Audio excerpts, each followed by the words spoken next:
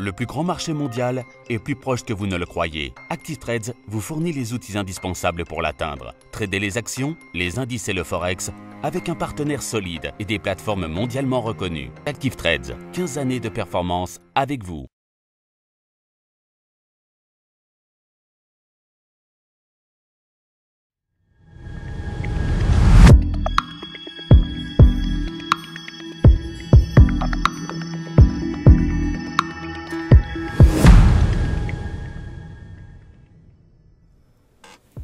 Bonjour à tous et bienvenue sur boursicoté.com pour cette nouvelle analyse technique du CAC 40 en clôture. Et donc la zone qu'il fallait surveiller hier, que j'ai légèrement repositionnée ici pour la mener à 5140 points, zone qui est un peu plus significative, eh bien n'a pas été cassée, puisqu'après une ouverture baissière, on a tenté ici de repartir au-delà de ce niveau avant de refaiblir ici et de clôturer à 5109.24, le plus bas du jour.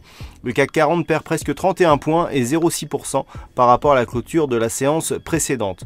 Donc nous avions ici un rebond technique qui était assez intéressant, puisque par rapport ici à cette zone, la cassure ici nous donnait une résistance. On avait tenté de repasser au-delà, on avait une loi de dos qui était positive là sur ces deux bougies, et puis on invalide là totalement aujourd'hui, puisque la zone des 5140 n'est pas franchie, et puis on clôture sous le plus bas de la séance précédente. Donc on est déjà sorti ici de ce rebond technique, et lorsque l'on voit ici cette petite moyenne mobile, ce qu'elle nous dit, elle nous dit qu'on vient attaquer fort ici la bande de Bollinger inférieure, et que l'on échoue ici à continuer à remonter sur cette moyenne mobile, ce qui est donc révélateur encore une fois d'une dynamique baissière relativement forte.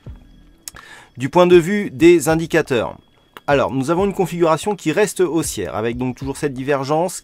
S'ensuit donc une sortie de la zone de survente pour le RSI. Attention, le stochastique se trouve toujours en configuration survendue, ce qui souligne la pression baissière ici sur la configuration actuelle. Malgré tout, le MACD confirmerait plutôt le message du RSI qui irait vers une sortie de la zone de survente, donc poursuite du rebond.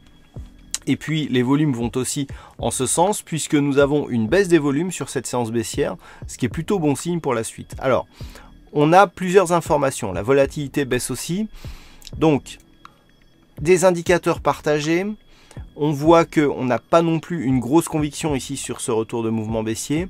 Toutefois, le fait que l'on n'arrive pas à franchir cette zone des 5140 points, alors que la dynamique ici a été très forte, laisse présager plutôt d'une poursuite du mouvement baissier.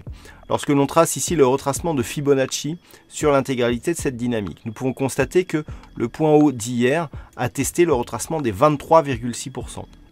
Donc d'après la loi des retracements de Fibonacci, tant que l'on se situe ici entre le point bas 5051.20 et le retracement à 23,6% de Fibonacci, à savoir 5164, eh bien nous sommes dans une phase de temporisation d'une dynamique qui reste baissière et très forte.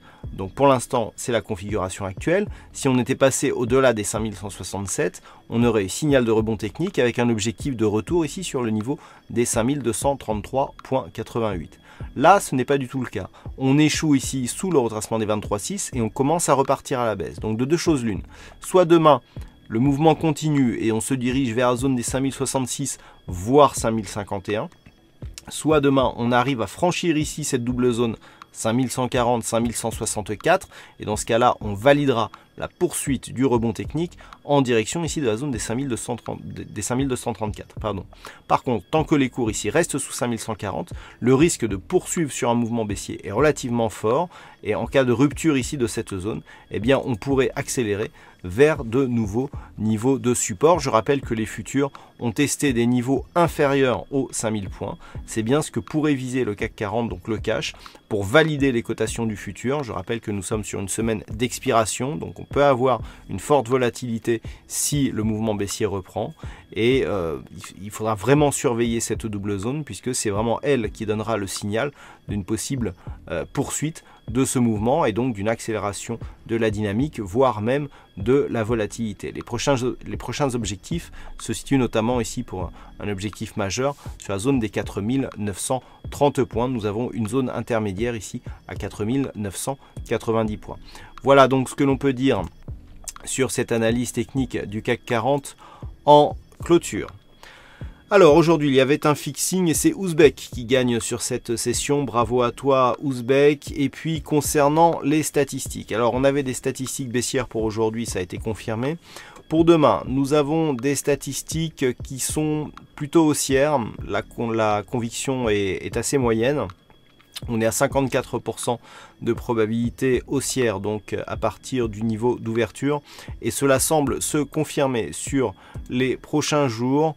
Bon, la conviction là aussi est assez faible, mais ça se confirme au moins sur 5 jours. Hein. C'est-à-dire que sur 5 jours, on a un mouvement haussier qui serait assez probable, mais avec relativement peu de potentiel. C'est en tout cas ce que nous indique le calcul des statistiques au moment où je vous parle. Voilà donc pour cette analyse technique du CAC 40. Je rappelle que les données statistiques seront dévoilées avec l'analyse écrite qui paraît durant la nuit, donc l'analyse du CAC 40. Passez une bonne soirée. On se retrouve dès demain pour d'autres analyses techniques, toujours sur le site boursicoté.com.